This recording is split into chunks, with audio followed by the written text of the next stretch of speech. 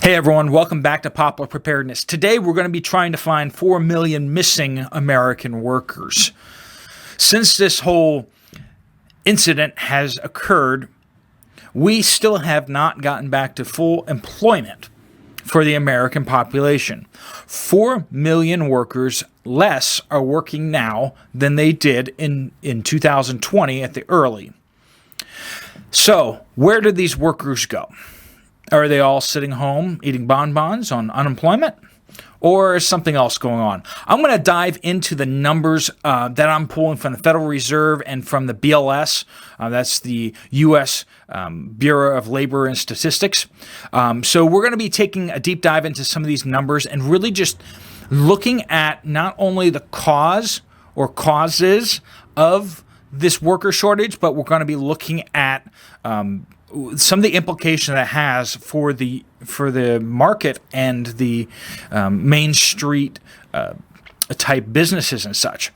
And it really has some very interesting implications, and it kind of explains a lot of what's going on. So let's dive right into it.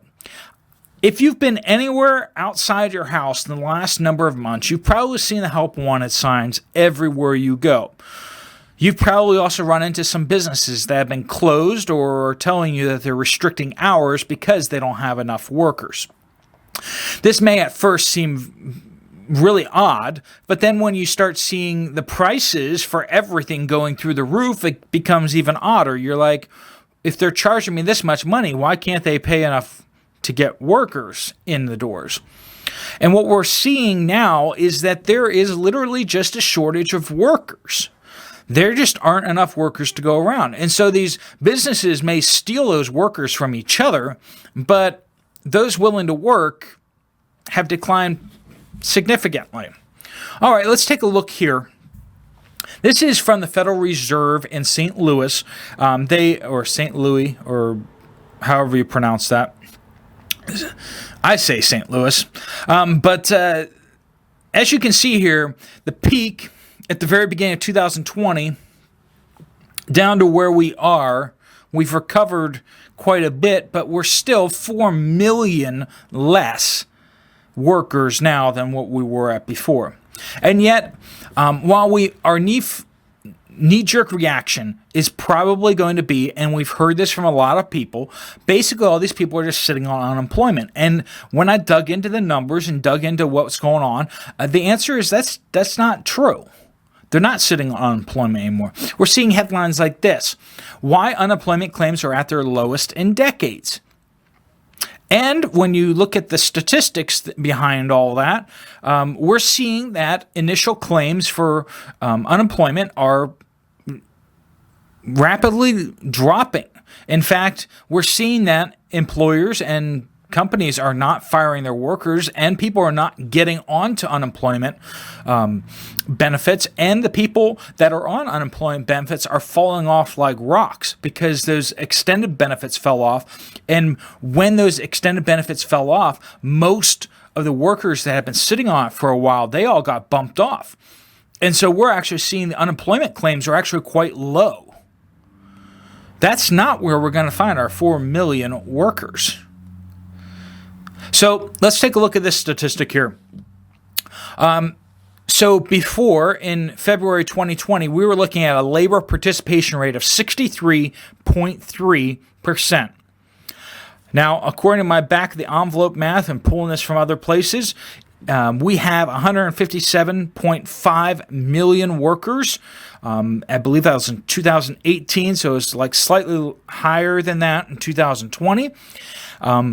But we were at 63.3% labor participation rate, but then still today, as of last month, we were at 61.8% labor participation rate. And now that is adults and such that are working. So some of these people should be retired, right? If they're like 75 plus or something like that, and they maybe shouldn't be working. So it's not saying that everyone should be working, and women at home with children and such like that. So it's not normal for it to be at 100%, but we should be looking at about 63.3% to get up to the 2020 rate. So here's a graphical show of the civilian labor participation rate. And this is seasonally adjusted, so all that voodoo math that they do over there, you can still see that it is significantly below where it ought to be. It has been declining over the last number of years as more and more people have found permanent employment in unemployment. But still, that is way significantly lower than what it ought to be. Now, we're not going to find this to be uniform across age demographics. And this is going to be our first point that's going to really start to show us what one of the serious problems that we're facing is. And that is that of the 25 to 54-year-olds, we're back up to 82.1% labor participation rate. That's down from 83.1%. So down 1% overall of the labor participation rate. That's a small drop, right? Whereas age 55 and above is still down 1.9%. So almost double the rate. But when we're talking about a labor participation rate from 40.3% down to 38.4% currently, we're looking at a comparative difference for the 25 through 54-year-olds of 1.45% lower labor participation rate. Okay, whereas the 55 and above-year-olds, they are down 4.71%. Now, back of the envelope math shows that basically the senior citizens, age 55 and older, are going to account for almost 2 million of our 4 million missing workers. Now, I said we get into some of the implications here because there are going to be some serious implications. A lot of people, and we're seeing this across the board, they were considering retirement earlier, but they were kind of waiting for an exit point. And they got bumped out. They got fired. They got laid off. They got pushed out, or they got told that they had to work from home and use technology that they weren't really comfortable with, or whatever it was. But basically, a lot of them just decided, fine, I'll just retire now. I've been thinking about it, and now I have the opportunity. A lot of them used the unemployment benefits as kind of like a on-ramp to retirement. So there's that going on. Some people got pushed out of jobs, and they just didn't think that they were up to learning a new job, and so they just let it just be a permanent retirement. A lot of things happened, but age 55 and above, we lost a lot of workers. We lost 2 million of them as workers. Now, this is going to have some serious implications. Let's take a look here. This, you're going to see 15,000, 10,000, 5,000 over here. But of course, this is in thousands, so we're talking about millions, okay? So 15 million. But this is kind of these are the leading sectors that age 55 and older are actually working in historically. Now, this is back to 2016, but I believe 2020 is not too far off. Let's see the sectors that are going to be hit the hardest if we were just to lose them across the board, right? Management, professional, and related. So contractors who do trainings, CEOs, higher level businessmen and businesswomen, we're looking at 15 million of them are age 55 years and older. Now, a lot of this has, first off, a lot of these people probably wouldn't retire just because a lot of these people would make the adjustment. In addition to that, a lot of management positions and such, there's always people underneath of them chomping at the bit to kind of move into their positions anyway. And so if it's a larger organization, those places, those spots can be filled relatively seamlessly. And so we wouldn't really see that across the marketplace, a lot of turnover that way. However, we do see a lot of upper management companies turning over, and will the people taking over, will they run things as well as the people that ran it before? And that remains to be seen, because that is going to take some time to play out.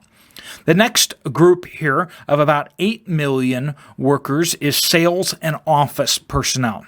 Now, we are seeing that, but then again, we're also seeing a very big change in how offices work, right? So we're having a lot more work from home, a lot less people working in offices. And sales, once again, you can replace those pretty fast. There's always more salespeople coming in. Now, are they going to be the quality people? Probably not. But this next one, service. Now, service includes retail, but it also includes a lot of things like electricians, plumbers. 5 million of these people are age 55 and older. And I think we could probably safely say that a lot of these people really did seriously consider retirement, and some of them did retire. Next one, production, transportation, and material moving. Anyone hear about any trucking shortages? Anyone hear about issues in the supply chain? Nah, right? Okay, so that has some implications there. Next one, natural resources, construction and maintenance. We're having a lot of work. These are the top categories that are going to be impacted by a large number of age 55 years and older. A lot of younger people are not getting into the trades. Most of the trades are dominated by older workers. And so as this happens, I talked to a factory manager not too long ago, and they were saying that their biggest problem is that they can't get workers who can fix the machines because the machines are old. All the new workers are getting trained on machines that they don't have. They're being trained on new machines and new robotics and all this kind of stuff like that. But the problem is a lot of these factories are running with machines that are very old, very archaic. And it takes workers who actually understand how these machines work, and people aren't being trained to replace the workers that are retiring. And as these machines continue to get older and older, they need more tender love and care, right? So that's a little TLC, right? And the more TLC they need, the more workers need to know how to give that TLC to these machines. And yet we're finding that these workers are like, enough of this garbage. I'm just going to retire. I'm not going to wear a mask. I'm not going to submit to a mandate. I'm not going to put up with all this BS and all this political correct junk that's going on. I'm just going to retire. I have enough money. I have enough. And I'm just sick of this whole game. And so a lot of these people are just leaving. And they're leaving us in a lurch. Now, if we have a significant number of deadbeats who don't really work at the job anyway, they're deadbeats, do we really want to force them to work anyway? Are they really going to help the economy? Maybe not. But then when we talk about highly productive members of the economy, very experienced workers who have 30, 40, sometimes 50 years of experience in their field, working on machines, working on things that new workers don't know how to work on, we're seeing a tremendous impact on factories and such like that. Not only can they not purchase the parts, but they don't have the people who can replace, repair, and install those parts. So let's just take a look here real quickly. This is a list of industries that 1/3 of the industry is made up of over 55-plus-year-olds. Some of these are going to make a lot of sense. Some of these may just get you thinking. Activists, curators, and museum technicians. So basically people having to do with museums, and that makes sense, right? Bus drivers. Over 1/3 of them are age 55 and older. Clergy. Furniture finishers. Furniture finishers makes sense. Jewelers and precious stone and metal workers. That makes sense. Those are okay. Legislators. Well, I don't think they're productive members of society, but onward. Medical transcriptionists. Interesting. Proofreaders and copymakers. Only people trained over 55-plus years ago actually know how to use punctuation, so that makes sense as well. Property, real estate, and community association managers. All the professional Karens out there, right? No. So we got the salespeople, real estate salespeople there, and everything like that. But your housing association is possibly run by a 55-plus-year-old. Real estate brokers, sales agents, right? Tax preparers. Because the tax code hasn't gotten any more complicated, right? I've seen this firsthand in the tax industry, is a lot of people are getting out, and there's tons of clients, and nobody wants them. That's an interesting situation. If you're looking for work, good paying work, tax preparation might actually be your ticket. It doesn't take too much to get into it if you're good with numbers. And there's a lot of clients out there, and not a lot of people will want to service them. Travel agents as well. So we can see some of this implication here. Now, some of the younger folks aren't working, but once again, I think a lot of them are possibly still sitting on unemployment, but they should be shaken off relatively quickly, or people who have come off unemployment and they just haven't gotten back into the workforce. Now, I know some of you folks are hard workers, and some of you have not been able to get back into a comparable job to what you had before, and I want to sympathize with that. I know that not everyone who wants a job can get a job, and not everyone who wants a good job can get a good job. And so there's always going to be a segment of the population which is kind of caught in that lurch until they can find a good place. And I hope you all find good places, good employment for what you're looking for. But hopefully some of this breakdown has been profitable to you all out there. If you have other information that you'd like to share about this, please pop them in the comments below. If you have some firsthand experience of seeing people retiring early because of all the hoops that are being asked to jump through, please pop those in the comments below. And thank you all for watching. God bless. Hit that like button if you haven't already. All right. See you later.